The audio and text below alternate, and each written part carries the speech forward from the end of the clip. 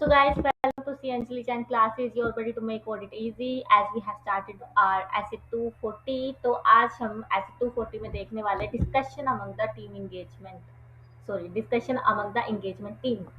तो बेसिकली जब भी हमें फ्रॉड को आइडेंटिफाई करना है उससे पहले अपना एक डिस्कशन होता है बिटवीन द टीम की क्या क्या किस किस जगह मैनेजमेंट फ्रॉड करने की क्षमता रखता है, मैनेजमेंट फ्रॉड कर सकती है और उसके पीछे क्या रैशनल हो सकता है एंड फिर हमें ऑडिट प्रोसीजर्स क्या लगाने हैं, तो हम एक जो सोफिस्टिकेटेड स्कीम है उसको भी ब्रीच करके फ्रॉड को क्या लगा पाए, पता लगा पाए।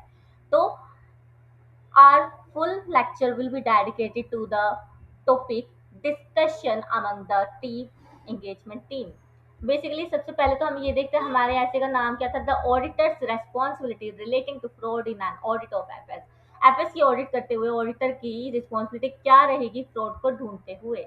तो we have started our discussion with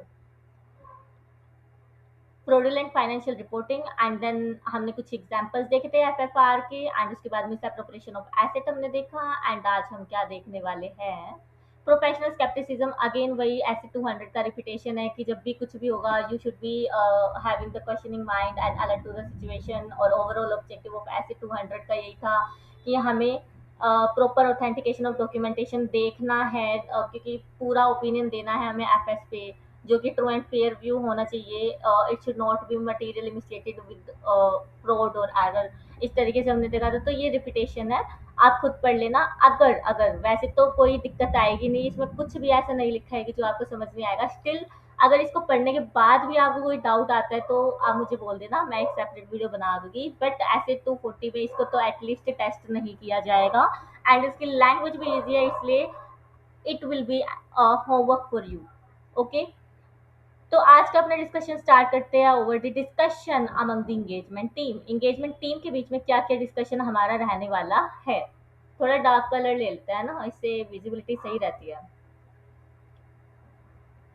discussing the susceptibility यानी कि doubt of the entities financial statement to material misstatement due to fraud with the engagement team. अब हम डिस्कस कर रहे हैं वो एरियाज, वो डाउट जहाँ पे हमें लगता है कि जो एंटिटी है उसने फ्रॉड कमिट किया होगा और उससे क्या हुई होगी, मटेरियल मिसस्टेटमेंट। तो सबसे पहले अपना पॉइंट आता है प्रोवाइड। कब होगा ऐसा, provide an opportunity for more experience engagement team member to share their insight about how and where financial statement may be susceptible to the material misstatement due to fraud। अब engagement team के जो experience member होते हैं उनको एक opportunity मिलती है कि वो इस बात को सोचते हैं एंड डिस्कस करते हैं कि कौन से एरिया में और किस तरीके से फाइनेंशियल स्टेटमेंट को मटेरियल मिस्टेट किया जा सकता है, उसमें फ्रॉड कमिट किया जा सकता है। For example engagement team discussion में before even looking at the ledgers को देखने से पहले भी, बुक्स ऑफ अकाउंट्स को देखने से पहले भी हम ये सोचने वाले हैं कि मैं अगर मैनेजमेंट की जगह हूँ और मेरे पास कोई प्रेशर है या अपॉर्चुनिटी है तो सबसे पहले मैं फ्रॉड कहाँ पे कर सकती हूँ। The engagement team discuss with where is the where is this specific company most likely to cheat. ये जो कंपनी है वो कहाँ पे चीट कर सकती है। अब सबसे पहले ये सोचने के लिए मुझे सबसे पहले कंपनी का जो बिजनेस मॉडल है वो समझ में आना चाहिए। अगर I am not going through the business model of the company, the stream of revenues, I will not be able to have applying the professional scepticism. पीछे का स्टोरी नहीं पता होगा, बैकग्राउंड नहीं पता होगा, कंपनी किस चीज में डील करती है, उसके क्या सिस्टम्स है, क्या उसका प्रोसीजर्स है, तो उसके बिना मैं ये भी नहीं सोच पाऊंगी कि क्या तो वहाँ फ्रॉड किया जा सकता है और किस तरीके से। तो बेसिकली बिजनेस मॉडल कुछ ऐसे है कि उसकी क्या है, रिटेल चेन है। अब रिटेल चेन है और वो एफएमसीजी प्रोडक्ट्स बेचती है, तो वहाँ पे इन्वेंट्री यूज यूज वॉल्यूम में होगी, उसके बहुत सारे वेयर हाउसेज भी हो सकते हैं। तो वहाँ पे हम ये मान सकते हैं कि यहाँ पे जो हायर रिस्क एरिया होगा वो कौन सा होगा, इन्वेंट्री का होगा। रिटेल चेन के केस में तो रिस्क ऑफ इन्वेंट्री श्रिंकेज, यहाँ पे क्या हो सकता है, इन्वेंट्री श्रिंक हो सकती है या फिर डैमेज हो सकती है, नहीं होगी, मतलब ना तो वो श्रिंक हुई है ना डैमेज हुई है, बट हमने बुक्स ऑफ अकाउंट में उसको श्रिंक या डैमेज दिखा दिया, राइट ऑफ कर दिया पीएल में एंड वहां से इन्वेंट्री को लीक कर दिया। और रिवेन्यू रिकग्निशन तो इनहेरेंटली हम हर एक बिजनेस में मानते ही है कि इन्फ्लेशन का इसमें रिस्क हो सकता है, मैनेजमेंट ने रिवेन्यू को इन्फ्लेट किया हो सकता है फिक्टिशियस सेल्स के थ्रू। और कोई सॉफ्टवेयर कंपनी होगी तो हम ज़्यादा से ज़्यादा क्या कर सकते हैं, सॉफ्टवेयर कंपनी में इंटेंजिबल एसेट्स होती है, टेंजिबल एसेट्स इतनी होती नहीं है। तो यहाँ पे मेरा जो मेजर खर्चा है वो किस पे होता है, रिसर्च एंड डेवलपमेंट पे होता है, R&D प्रोसेसेस पे होता है। तो ऐसा हो सकता है कि मैं R&D प्रोसेस, जैसे कि अपना इंडेक्स 26 में आपने पढ़ा होगा एंड आई थिंक AS 26 में पढ़ा होगा। ठीक है, तो मुझे अभी, हाँ ठीक है, AS 26 और index 38, yes, index 38 and AS 26 में आपने R&D का जो एक्सपेंस है उसका ट्रीटमेंट पढ़ा होगा कि जब तक वो फीजिबल नहीं हो जाता, टेक्निकली फीजिबल नहीं होगा, बहुत सारी कंडीशंस है उसकी, तो अगर वो सारी कंडीशन सेटिस्फाई नहीं होती है तब तक मैं उस एक्सपेंसेस को कैपिटलाइज नहीं कर सकती हूँ। बट सॉफ्टवेयर कंपनी क्या कर सकती है, उसको झोल करके कैपिटलाइज कर सकती है। इसका यहाँ पे रिस्क है। आप समझ पा रहे हो कि एक सॉफ्टवेयर कंपनी का बिजनेस मॉडल ही ऐसा है कि वो R&D में खर्च करने वाले हैं और वह झोल भी किस में कर सकती है, R&D में कर सकती है। एक रिटेल चेन, उसके पास इन्वेंट्री बहुत ज्यादा होगी, क्लोजिंग स्टॉक बहुत ज्यादा होगा, वहां से इन्वेंट्री लीक हो सकती है एंड वहां पे फिक्टिशियस जर्नल एंट्रीज की जा सकती है in the name of right of inventory return of, PL में डेबिट करके। तो ये इनहेरेंट रिस्क एरिया हो सकते हैं। देखो मैं ना तुम्हें सिर्फ पढ़ा नहीं रही हूँ, मैं तुम्हें प्रैक्टिकल सिनेरियोज बता रही हूँ, डिस्कशन बता रही हूँ जो within engagement team practically होते हैं। तो वही मैंने बताया कि before even looking at the ledgers, मेरे पास, मैंने अभी बुक्स ऑफ अकाउंट को खोला ही नहीं है। मैंने बस क्या किया है कि उस कंपनी के बिजनेस मॉडल को पढ़ा और वहां से मैं अपना दिमाग चला रही हूँ कि यहाँ यहाँ पे फ्रॉड हो सकता है, ये रिस्की एरिया है, इस पे मुझे ज्यादा फोकस करना है और इस चीज पे और ज्यादा करना है। रिटेल चेन में बेसिकली आमतौर पे फ्रॉड इन्वेंट्री और रिवेन्यू में होता है, और सॉफ्टवेयर कंपनी में कैपिटलाइजेशन ऑफ R&D एक्सपेंस में होता है, क्योंकि उनका काम ही क्या होता है सॉफ्टवेयर कंपनी का, R&D करना। ठीक है। तो ऑडिटर प्रोसीजर इफेक्टिवनेस, यहाँ पे ऑडिट प्रोसीजर क्या हो गए, स्टैंडर्ड प्रोसीजर तो क्या रहता है, checking invoices against the sales day book, invoices को चेक करोगे सेल्स डे बुक के हिसाब से कि मेरा जो रिवेन्यू रिकग्निशन है वो ठीक हुआ है कि नहीं। बट अगर मैंने प्रोफेशनल स्केप्टिसिज्म को अपनाया तो मैं क्या करूंगी, कट ऑफ टेस्टिंग भी करने वाली हूँ। क्या करूंगी मैं, कट ऑफ टेस्टिंग। और कट ऑफ टेस्टिंग का मतलब ये है कि जब मेरा फाइनेंशियल ईयर एंड हो रहा है उसके सब्सिक्वेंट 5 डेज, एंड जब मेरा फाइनेंशियल ईयर एंड हो रहा है उसके पहले वाले 5 दिन, यानी कि 10 दिन का मैं पूरा पूरा 100% चेकिंग करने वाली हूँ ऑफ द इनवॉइसेस। तो performing a cut off test, checking sales 5 days before and 5 days after the year end to see if next year sale were pulled forward to meet the target. ऐसा भी तो हो सकता है कि next year में, जैसे मैंने तुम्हें एग्जांपल दिया था कि जो गुड्स है वो अप्रैल में डिस्पैच हुए थे, इनवॉइसेस मार्च में बन गया था, बट क्योंकि गुड्स डिस्पैच अप्रैल में हुए तो मुझे रिवेन्यू भी अप्रैल में रिकॉग्नाइज करना चाहिए था, तो मैंने उसको पुल फॉरवर्ड कर लिया, यानी आगे की तरफ खिसका लिया। जो मेरा फाइनेंशियल ईयर 26-27 में बुक होना चाहिए था उसको मैंने फाइनेंशियल ईयर 25-26 में बुक कर दिया। तो इसका मुझे ध्यान रखना है। आम तरीके से आमतौर पे तो मैं ये करूंगी, इनवॉइसेस चेक करूंगी, बट प्रोफेशनल स्केप्टिसिज्म अपनाऊंगी तो मैं कट ऑफ टेस्ट भी यहाँ पे करने वाली हूँ। तो ये मेरा क्या हो जाएगा, engagement team discussion over the how and where the financial statement में बी ससेप्टिबल, कहाँ पे उस पर डाउट हो सकता है, फिशी हो सकती है वो, राइट। देन उसके बाद सेकंड पॉइंट को बाद में पढ़ते हैं, पहले हम पढ़ते हैं third point. Permits the auditor to determine how the result of the audit procedure will be shared among the engagement team and how to deal with any allegation of the fraud that may come to the auditor's attention। इसमें क्या बोला है कि अब जो ये engagement team discussion होता है ये हमें किस चीज़ की अपॉर्चुनिटी देता है, ये डिस्कस करने की कि अगर हम ऑडिट प्रोसीजर्स लगाते हैं, एंगेजमेंट टीम के साथ शेयर करते हैं और उसके बाद हमें पता चलता है कुछ डील हुई है जिसमें कि इल्ज़ाम लगाए जा रहे हैं, allegation of fraud that may come to auditors attention, तो उसको हमें कैसे डील करना है, उसको किस तरीके से हमें टैकल करना है। अब इसका एग्जांपल लेते हैं ताकि तुम इसको रिलेट कर पाओ। Consider consideration of allegation, allegation क्या लगा है, ऑडिटर के पास उड़ते उड़ते खबर आई है कि जो एक परचेज मैनेजर था, कौन था, परचेज मैनेजर, उसका जो लाइफस्टाइल है, स्टैंडर्ड ऑफ लिविंग है, एकदम से चेंज हो गया। बिल्कुल एकदम से बुलेट ट्रेन की रफ्तार से क्या हो गया, चेंज हो गया है। तो अब ऑडिटर का ऐसा था कि पिछले साल भी वही मैनेजर था, इस साल भी वही परचेज मैनेजर है, ऑडिटर को भी लगा हाँ उड़ते उड़ते जो खबर आई है लग तो सच रही है, बट ऐसे मैं मान कैसे लूँ। एक काम करते हैं, हम क्या करेंगे, चेक करेंगे कि ऐसा क्या हो गया, इसका कुछ कॉन्ट्रैक्ट साइन हुआ है क्या, परफॉर्मेंस बोनस मिला है, क्या हुआ है ऐसा कि इसका स्टैंडर्ड ऑफ लिविंग इतना बढ़िया अलग ही हो गया।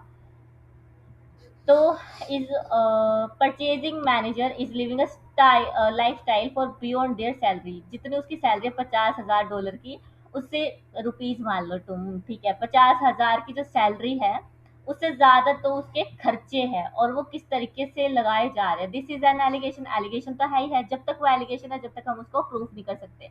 तो यहाँ पे जो ऑडिटर है वो क्या करेगा, auditor change their audit plan to perform. अब ऑडिटर क्या करने वाला है, साथ में वेंडर ड्यू डिलीजेंस करने वाला है। वेंडर ड्यू डिलीजेंस क्यों करेगा, क्योंकि परचेज मैनेजर है, परचेज मैनेजर की जो ट्रांजेक्शन होती है वो क्या रहेगी, वो रॉ मटेरियल को परचेज कर रहा होगा, ठीक है, फिनिश गुड्स बनाने के लिए। तो वो किक बैक्स भी ले सकता है, look for kick back, side agreement हो सकता है वेंडर के साथ, या फिर उसने शेल कंपनी बनाई हो सकती है जिससे कि वो पैसा अपने अकाउंट में ले लेता होगा।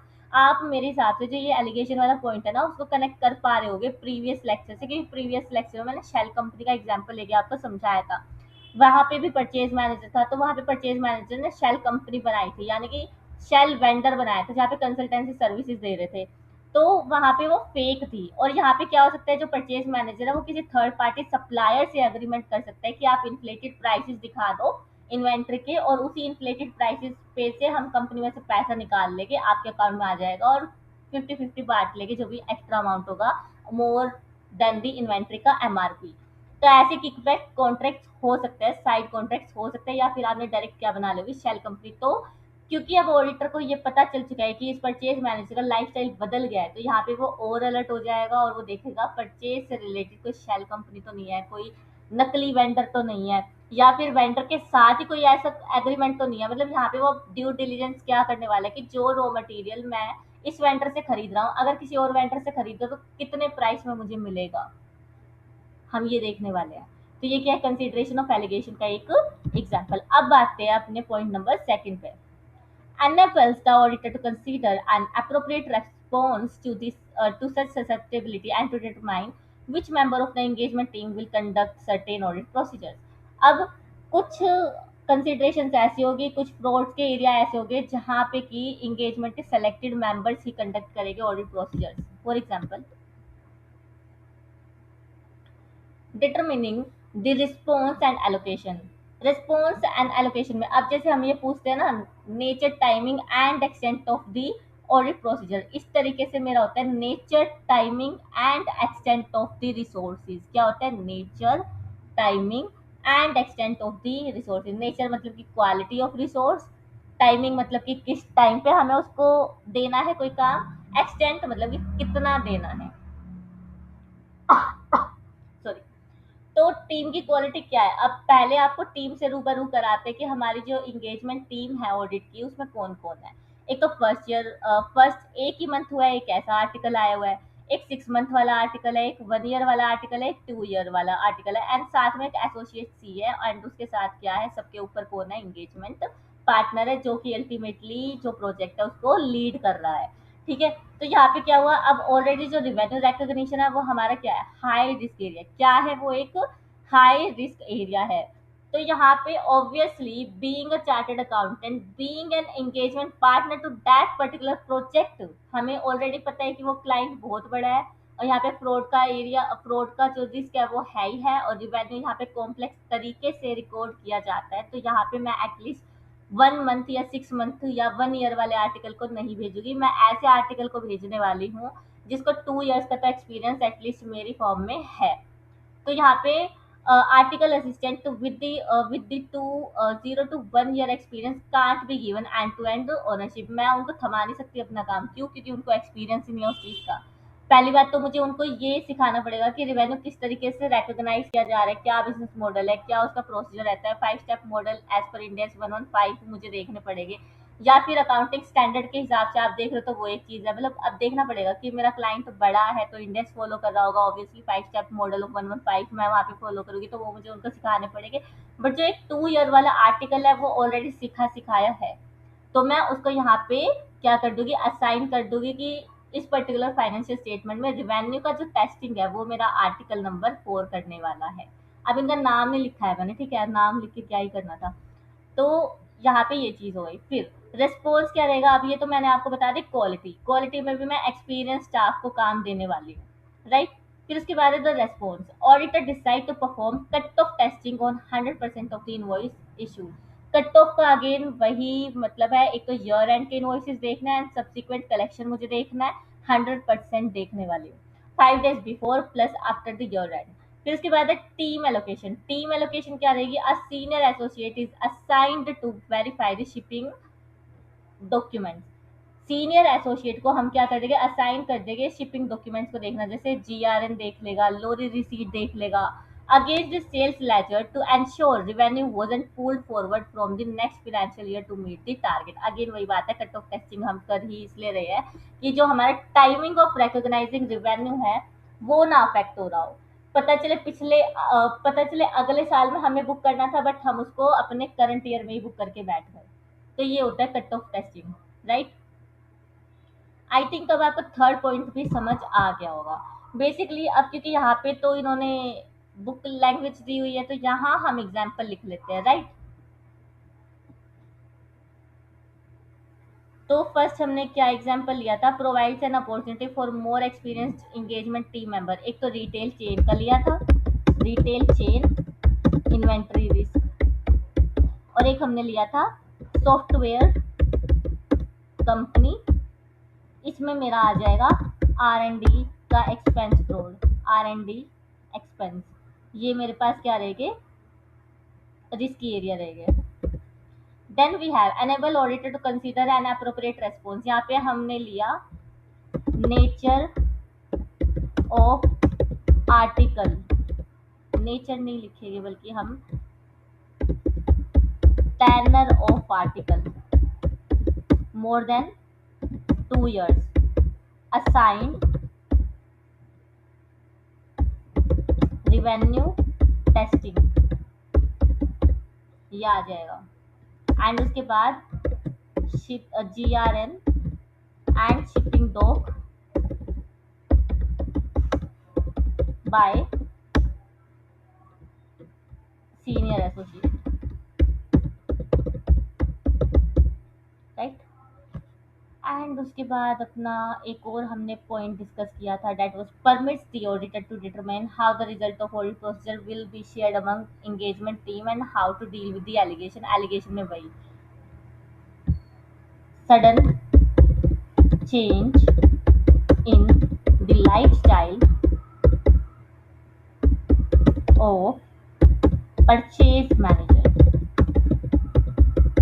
इसका पॉसिबल रीजन हो सकता है किकबैक्स, शेल कंपनीज, राइट। तो यहाँ पे आई थिंक आपको तीनों ही पॉइंट आ गए होंगे समझ। ये तो ओवरव्यू था, पिक्चर अभी बाकी है, discussion among the team engagement team की, जिसमें हम पढ़ने वाले हैं additional points which can be discuss with in the engagement team. And ये अपने पास कितने हैं, 1 2 3 4 5 6 7 8 9 10, 10 पॉइंट। हाँ, इसमें से आधी रिपीटेटिव है तो चिंता करने का नहीं। द डिस्कशन में इंक्लूड सच मैटर्स, डिस्कशन में और क्या क्या इंक्लूड हो सकता है वो हम देखने वाले हैं। An exchange of idea among engagement team members about how and where they believe entity financial statement may be susceptible to material misstatement due to fraud, how management could perpetrate and conceal fraudulent financial reporting, and how asset of the entity could be misappropriated। मतलब इसने यही लिख दिया कि हम F F R किस तरीके से कमिट कर सकते हैं, एक मैनेजमेंट जो है एफ एफ आर कैसे कमिट करेगी और मिस अप्रोप्रिएट कैसे करेगी एसेट को, फाइनेंशियल स्टेटमेंट कैसे अफेक्ट हो सकती है, ये हम देखने वाले हैं। So we have the next point, how and where FS may be susceptible to the material misstatement due to fraud। अब यहाँ पे मेरी काफ़ी बड़ी कंपनी है, रिटेल चेन है जिसमें कि बहुत सारे वेयर हाउस है, एक गुजरात में, एक दिल्ली में है, एक हैदराबाद में, एक मुंबई में है और एक राजस्थान में है। अब क्योंकि मेरे पास इतने सारे वेयर हाउस है तो मेरे पास ऑटोमेटिक सिस्टम तो होना चाहिए, बट ऑडिटर ने ये पाया कि automatic tracking system of inventory है ही नहीं, मैनुअल बारकोड को स्कैन किया जाता है, ऑटोमेटिक यहाँ है ही नहीं। तो इसका मतलब ये है कि इन्वेंट्री को यहाँ पे इशू है, इन्वेंट्री लीकेज हो सकती है। एंड अगेन इन्वेंट्री लीकेज हुई, मिस अप्रोप्रिएट हुई तो उसको हमने राइट ऑफ कर दिया होगा in the name of shrinkage और या फिर डैमेज। ठीक है। अब ये एग्जाम्पल तो ऐसे हो गए हैं कि आपके डीएनए में बस जाने चाहिए। मैं आपको मतलब प्रैक्टिकली फर्स्ट पार्ट जब मैंने ऑडिट का इंट्रोडक्शन दिया था उसी पार्ट से मैं आपको प्रैक्टिकली समझा रही हूँ। तो ये मेरा था पॉइंट नंबर 1। उसके बाद consideration of circumstance that may be indicative of earnings management. ऐसे कुछ सर्कमस्टेंसेस जहाँ पे हमने अपनी अर्निंग्स को मैनेज किया होगा and the practice that might be followed by the management to manage earnings that could lead to fraudulent financial practices, या फिर ऐसी कुछ प्रैक्टिसेस जो कि मैनेजमेंट आमतौर पे फॉलो करता ही है फ्रॉडुलेंट फाइनेंशियल रिपोर्टिंग कमिट करने के लिए। For example, we have earning management and incentives involves looking at the internal and external factor that force management hand. ऐसा हो सकता है इंटरनल फैक्टर्स भी हो सकते हैं, एक्सटर्नल फैक्टर्स भी हो सकते हैं जिसकी वजह से मैनेजमेंट को फ्रॉड कमिट करना पड़ता है, एफएस को विंडो ड्रेस करना पड़ता है। इंसेंटिव एंड प्रेशर क्या हो सकते हैं, जो सीईओ है उसका बोनस किस चीज पे टारगेटेड है, उसका ट्रिगर कब होएगा बोनस, जब जो करंट रेशियो है, करंट रेशियो मतलब कि current asset divide by current liability, वो 2:1 से ऊपर जाएगी। यानी कि जितना मेरे पास करंट लायबिलिटी है उससे डबल मेरे पास क्या होनी चाहिए, करंट एसेट। ये तो 2:1 हो गया, बट मुझे डबल से भी ज्यादा करंट एसेट मेंटेन करनी है, उसके ऊपर सीईओ को क्या मिलेगा, बोनस मिलेगा। तो यहाँ पे उसके पास इंसेंटिव आ गया कि अगर मैंने इसको बढ़ाया तो ही मेरे को बोनस मिलेगा। बट यहाँ पे क्या हुआ, इफ करंट रेशियो इज 1.8:1, यहाँ पे क्या हुआ, 2:1 भी नहीं है और हमें तो टारगेट अचीव करने के लिए 2 से तो ज्यादा ही चाहिए। अब मेरे पास ऊपर से फाइनेंशियल स्टेटमेंट में एक अकाउंट पेबल्स भी खड़ा है, अकाउंट पेबल्स मतलब कि 2 लाख का खड़ा है। अकाउंट मैथमेटिकली देखेंगे अगर मैं डिनोमिनेटर यानी मेरा जो रेशियो है वो क्या होता है, current asset divide by current liability, अगर मैं डिनोमिनेटर को 2 लाख से बढ़ा दूंगी तो अल्टीमेटली जो रेशियो गिर जाएगी ना, और ज्यादा गिर जाएगी। तो टारगेट को अचीव करने के लिए मैं बुक में उस लायबिलिटी को दिखाऊंगी ही नहीं। समझ आया मैंने क्या बोला? ऐसा करो, एक बार तुम इसको रीड करो, मैंने बहुत इजी लैंग्वेज लिखी है, 2 मिनट दे रही हूँ, सिर्फ रीड कर लो, आ जाएगा समझ। नहीं आते तो मैं तो हुई दोबारा आपको रिपीट करूंगी, राइट। तब तक के लिए I am taking a 2 minute break for my water, right, पानी ब्रेक।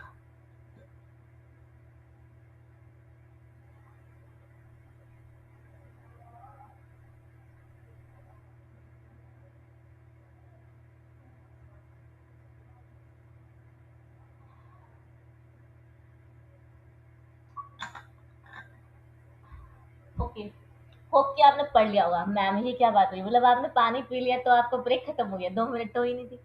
ठीक है, मैं समझा देती हूँ। Earning management and initiative, target क्या था, चलो मैं तुम्हें एक्सेल से ही बता देती हूँ इसको, एक्सेल पे और मजा आ जाएगा। एक्सेल से दिखाऊंगी ना तो अच्छे से समझ आ जाएगा कि मैं बोलना क्या चाह रही हूँ।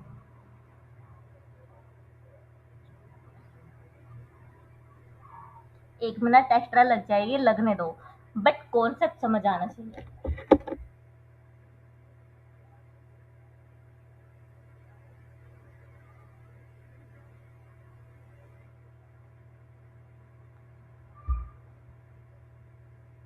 ओके, थोड़ा सा स्लो चल रहा है मेरा एक्सेल। ये लैपटॉप काफी पुराना है, 2021 से भी पुराना है ये लैपटॉप, तो थोड़ा तो असर आएगा ही ना। ठीक है, तो आपको जैसे कि पता ही है, करंट एसेट मान लो मेरे पास कितनी है, करंट एसेट मेरे पास लगा लो आप 50 लैक्स की है। करंट लायबिलिटी मेरे पास कितनी है, इसको लगा लो आप 25 लैक्स की। इस अकॉर्डिंग जो मेरा करंट रेशियो है वो कितनी आनी चाहिए, 2:1, that is current asset divide by current liability. ये मेरी क्या आ गई, करंट रेशियो, राइट। अब अब मैं क्या बोल रही हूँ, अगर अगर अगर मेरे पास अकाउंट्स पेबल है, क्या है, अकाउंट्स पेबल कितने के, जो कि अभी बुक्स में रिकॉर्ड नहीं किए थे। ये मेरी पुरानी वाली करंट रेशियो थी, बट मेरे पास अब पता चला कि 2 लाख के अकाउंट्स पेबल पेंडिंग है जो कि रिकॉर्ड नहीं हुए थे। एक दो, अच्छा ऑल टच के कर लेते हैं, ऐसे क्या ही गिन रही हूँ मैं।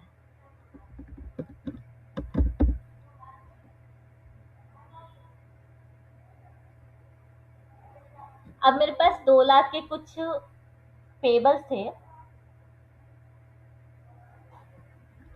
वो मैंने रिकॉर्ड नहीं किए थे। तो उस अकॉर्डिंग अब मेरी रिवाइज करंट एसेट्स कितनी होगी, वो तो उतनी रहेगी। और रिवाइज करंट लायबिलिटी कितनी हो जाएगी, दिस प्लस दिस, यानी कि 27 लाख की हो जाएगी, राइट। तो करंट रेशियो क्या बनेगी अब मेरे पास, मैथमेटिकली जो करंट रेशियो है वो घट गई, 1:1.8 हो गई, 1.8:1। तो इस चीज को ही मैं बोल रही हूँ कि अगर मेरे को ऐसा कुछ लगता है तो मैं इस करंट लायबिलिटी जो कि अकाउंट पेबल है उसको रिकॉर्ड करूंगी ही नहीं। रिकॉर्ड करने की वजह से मेरी जो करंट रेशियो है वो घट रही है, और करंट रेशियो घटेगी तो सीईओ को बोनस नहीं मिलेगा, सीईओ को बोनस नहीं मिलेगा। और यही चीज मैंने यहाँ पर लिखी हुई है कि इफ करंट रेशियो इज 1:1.8:1, तो management might delay recording of account payable. Management हो सकता है इस ईयर में इसको रिकॉर्ड ना करे, बट आने वाले अगले साल में इसको रिकॉर्ड करे, क्योंकि एक बार को उनको क्या मिल जाए, बोनस मिल जाए। अब आ गया होगा आपको समझ ये चीज मैथमेटिकली, राइट। द डिस्कशन क्या रहेगा, team will look for the unrecorded liabilities. अब इस केस में क्या होगा, टीम जो है अनरिकॉर्डेड लाइबिलिटीज को देखेगी, क्या देखेगी, अनरिकॉर्डेड लाइबिलिटीज को चेक करेगी कि ऐसी कोई लाइबिलिटी तो नहीं है जो रिकॉर्ड होनी चाहिए थी बट मैनेजमेंट ने रिकॉर्ड नहीं किया ड्यू टू दिस प्रेशर और इंसेंटिव। आई थिंक आपको ये भी चीज अब समझ आ गई होगी। फिर उसके बाद है a consideration of the known external and internal factors affecting the entity that may create an incentive and pressure for management or others to commit the fraud, provide opportunity for fraud to be perpetrated, and indicate a culture or environment that enables management or others to rationalize committing the fraud। इसमें क्या बोला है, इसमें ये बोला है कि internal control बहुत स्ट्रिक्ट थे, बट एम्प्लॉयज वहां पे फ्रॉड कमिट कर जाते थे, स्मॉल इन्वेंट्री को वो चोरी कर लेते थे। तो वहां पे मैनेजमेंट भी क्या थी, फ्लेक्सिबल थी, फ्लेक्सिबल इन द सेंस कि चल ठीक है कोई बात नहीं, एक बार किया है दूसरी बार मत करियो ऐसा। तो यहाँ पे जो एम्प्लॉयज थे वो क्या देखते थे कि मैनेजमेंट का एटीट्यूड ही ऐसा है, वो ना चोरी को सीरियसली नहीं ले रही है, एक आधी बार कर भी ली तो कोई फर्क नहीं पड़ेगा। तो इसको बोलते हैं इंडिकेटर कल्चर और एनवायरनमेंट दैट एनेबल्स मैनेजमेंट और others to rationalise the committing of the fraud. यानी कर भी लिया तो कोई दिक्कत होगी नहीं, मैनेजमेंट कौन सा हमको निकाल रही है, उन्होंने वार्निंग देके छोड़ना है, ये वाला एक कल्चर बना हुआ है, ठीक है। देन उसके बाद a consideration of management involving in overseeing employees with access to the cash or other assets susceptible to the misappropriation। Management की इन्वॉल्वमेंट रहती है एम्प्लॉयज को देखने में कि कहीं वो कैश को तो मिस अप्रोप्रिएट नहीं कर देंगे, क्योंकि एम्प्लॉयज कैश को भी संभालते हैं। देन उसके बाद अब कंसीडरेशन ऑफ एनी अनयूजुअल और अनएक्सप्लेन चेंजेस इन बिहेवियर और लाइफस्टाइल ऑफ द मैनेजमेंट और the employees which have come to attention of the engagement team. Again यहाँ पे हमने परचेज मैनेजर का एग्जांपल लिया था, आई थिंक वो मुझे रिपोर्ट करने की जरूरत नहीं है। हाँ ये 10 पॉइंट थे, 10 में तो आधे ऐसे उड़ रहे हैं, क्यों, क्योंकि हम उसको ऑलरेडी पढ़ चुके हैं। And emphasize on the importance of the maintaining a proper state of mind throughout the audit regarding the potential for material misstatement due to fraud। अब engagement टीम के बीच क्या डिस्कशन चल रहा है कि जब भी हम ऑडिट करेंगे ऐसी चीजों का तो हम प्रोफेशनल स्केप्टिसिज्म रखेंगे। क्या बोला, importance of maintaining a proper state of mind, यानी कि पागल वागल नहीं होना है, पगला नहीं जाना है, प्रोफेशनल स्केप्टिसिज्म रखना है। A consideration of the types of circumstance that, if encountered, might indicate the possibility of the fraud। कुछ circumstance ऐसे हो सकते हैं जैसे स्टेल चेक के हो गए, आपने मैनेजमेंट को सिर्फ बातें करते हुए सुना था, सिर्फ उनको सुना था, आपने उनको कुछ बोला नहीं, अपनी तरफ से बस चेक करना शुरू कर दिया। A consideration of how an element of unpredictability यानी कि surprise check will be incorporated into the nature, timing and extent of the audit procedure to be performed. इसके लिए मेरे पास आपके लिए एक क्या है नोट्स में एग्जाम्पल है। एलिमेंट ऑफ अनप्रेडिक्टेबिलिटी क्या है? Element of unpredictability, if client knows exactly what you will audit, client को पहले ही अगर पता होगा कि आप क्या ऑडिट करने वाले हैं तो उसके डॉक्यूमेंट वो पहले से ही तैयार करके रखेगा ताकि आपकी आंखों में वो क्या झोंक सके, धूल, जैसे कि वो कभी झोंकती थी। They will hide the fraud elsewhere.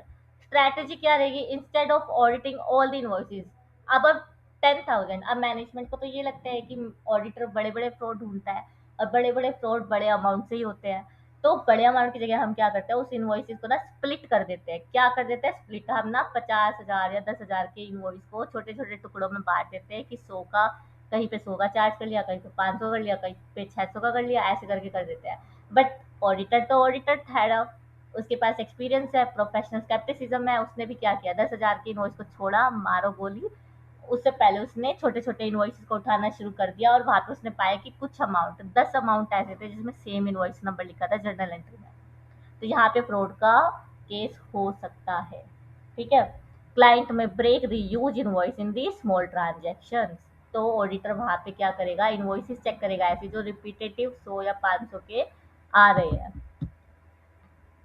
A consideration of audit procedure that might be selected to respond the susceptibility of the entity's financial statement to material misstatement due to fraud and the errors, whether certain type of audit procedures are more effective than the others.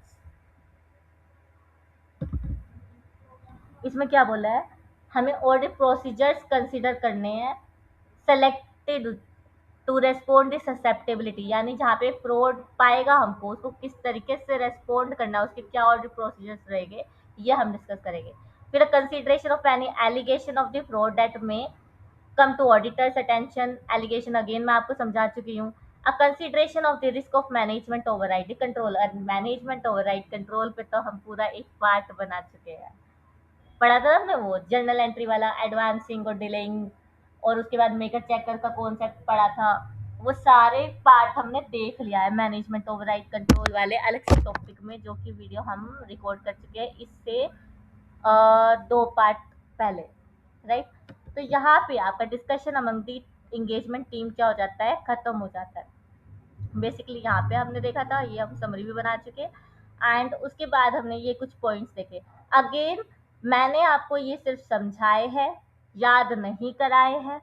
याद कराने का तरीका, और वैसे मैंने किसी lecture में आपको बोला भी था कि पहले हम समझने पे फोकस करेंगे, पहले कॉन्सेप्ट बिल्ड करेंगे, कॉन्सेप्ट बिल्ड करने के बाद रटने का सोचेंगे, राइट। तो इसको हम रटेंगे भी, जो रट सकता है रट लो। बाकी मैं तो निमोनिक्स लेके आने में थोड़ा टाइम लगाने वाली हूँ, पहले हम कॉन्सेप्ट की क्लैरिटी ले रहे हैं, क्या कर रहे हैं, कॉन्सेप्ट की क्लैरिटी ले रहे हैं। बेसिकली अब बस इतना है कि मैं आपको कीवर्ड्स जो है वो हाईलाइट करा देती हूँ, मतलब तो समझा ही चुकी। एक्सचेंज ऑफ आइडिया यहाँ पे होगा about how and where they believe entity financial statement में भी ससेप्टिबल। फिर उसके बाद सर्कमस्टांसेस देखना है, सर्कमस्टांसेस जहाँ पे वो क्या कर रहे हैं, अर्निंग्स को मैनेज कर रहे हैं, क्या कर रहे हैं, मैनेजिंग दी अर्निंग्स, ये इसका कीवर्ड है। फिर क्या देख रहे हैं हम, external and internal factors affecting the entity incentive, जहाँ पे हमने क्या एग्जांपल लिया था, करंट रेशियो का एग्जांपल लिया था, जिसमें बकायदा मैंने एक्सेल से तुम्हें समझाया कि मैं बोलना क्या चाह रही हूँ। फिर उसके बाद है management involvement in overseeing the employees with access to the cash. फिर उसके बाद नेक्स्ट है unusual and unexplained changes in the behaviour और लाइफस्टाइल ऑफ द मैनेजमेंट और एम्प्लॉयज। उसके बाद importance of maintaining a proper state of mind, ये professional scepticism की बात कर रहे हैं, प्रॉपर स्टेट ऑफ माइंड। उसके बाद हमें क्या करना है, टाइप्स ऑफ सर्कमस्टांस को देखना है कि जहाँ पे कुछ ऐसे सर्कमस्टांस हुए कि जहाँ हमें लगता है फ्रॉड हो सकता है, तो उसको एनकाउंटर कैसे करना है। फिर उसके बाद सरप्राइज एलिमेंट रखना है, एलिमेंट ऑफ अनप्रेडिक्टेबिलिटी, ये इसका कीवर्ड था। फिर उसके बाद हम ऑडिट प्रोसीजर्स को सेलेक्ट करेंगे टू रेस्पोंड द ससेप्टेबिलिटी, ये डिस्कशन करेंगे। फिर उसके बाद एलिगेशंस एंड उसके बाद मैनेजमेंट ओवरराइड द कंट्रोल। जरूरी नहीं है कि तुम 10 के 10 पॉइंट याद रखो, बढ़िया बढ़िया से कोई 7 पॉइंट याद रख लो, उसमें तुम्हारा काम चल जाएगा, क्योंकि ऊपर के 3 पॉइंट तो तुम्हें फिर भी लिखने ही पड़ेंगे अगर डिस्कशन अमंग एंगेजमेंट टीम का क्वेश्चन आया तो। एंड उसके बाद जो बाकी बचे हुए 10 है उसमें से ऊपर वाले में से तो कुछ आ जाएगी और उसके अलावा कुछ याद कर लेना, तो बचा ही क्या, कुछ भी नहीं। तो टॉपिक तो इजी है, ऐसी बात नहीं है, बस तुम्हें डायरेक्शन सही मिल जाए कि क्या है और कॉन्सेप्ट समझ आ जाए। तो क्या लाइफ शॉर्टेड नहीं है ऑडिट में? बिल्कुल है। बस बात ये कि टाइम लगाना पड़ेगा। न्यूमेरिकल सब्जेक्ट को जितना टाइम देते हो उसमें से आधा ऑडिट को दे दोगे तो भी तुम्हारे अब 50 तो आने ही है। और मैं जैसा कह रही हूँ उस तरीके से करोगे तो एग्जामिशन पक्की है। हाँ, निमोनिक्स मैं लेट लेके आने वाली हूँ। पहले हम कॉन्सेप्ट क्लैरिटी पे फोकस कर रहे हैं। किस पे फोकस कर रहे हैं हम? कॉन्सेप्ट क्लैरिटी पे। उसके बाद निमोनिक्स लेके आएंगे, राइट? तो I think for this particular lecture we are good to complete this. Have a good rest of day, take care and keep revising this stuff and please recall my name कि तुम audit किससे पढ़ रहे हो। सी अंजलि चैन से।